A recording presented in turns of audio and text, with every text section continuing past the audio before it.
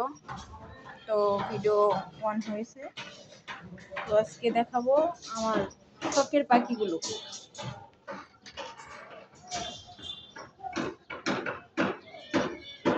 তো আমার শখের পাখি দেখেন গাইস, অনেক শখ করে পালতাম এদেরকে।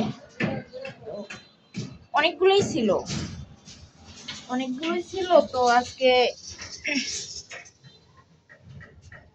উড়ে গেছে অনেকগুলা, আর 3-4টা উড়ে গেছে। তো আজকে 5টা ছিল।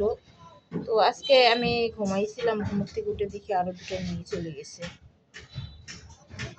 এদেরকে এত যত্ন করে পালতাম, নিজের সন্তানকেও যেভাবে দেখে না আমি সেভাবে দেখতাম এদেরকে। কোনো খাবারের অভাব ছিল না, কোনো কিচ্ছুর অভাব ছিল না। এত বছর ধরে পাললাম এদেরকে। আমাকে এভাবে যে এরা ধোকা দিয়ে চলে যাবে আমি তো কখনো কল্পনা করি নাই। তো আমাকে ধোকা দিক কিন্তু এই ছোট বাচ্চা রেখে, এভাবে ছোট বাচ্চা রেখে আমি আসলে কথা বলতে পারতাছি না, অনেক কষ্ট হচ্ছে আমার।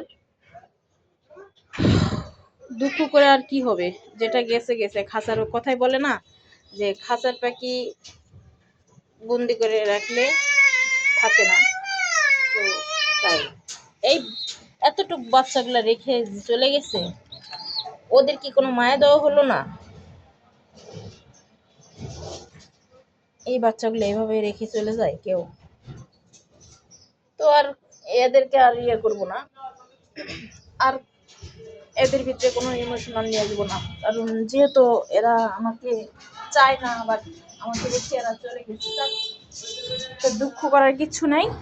তো যে একটা এটাকে ধরে রাখছি আমি,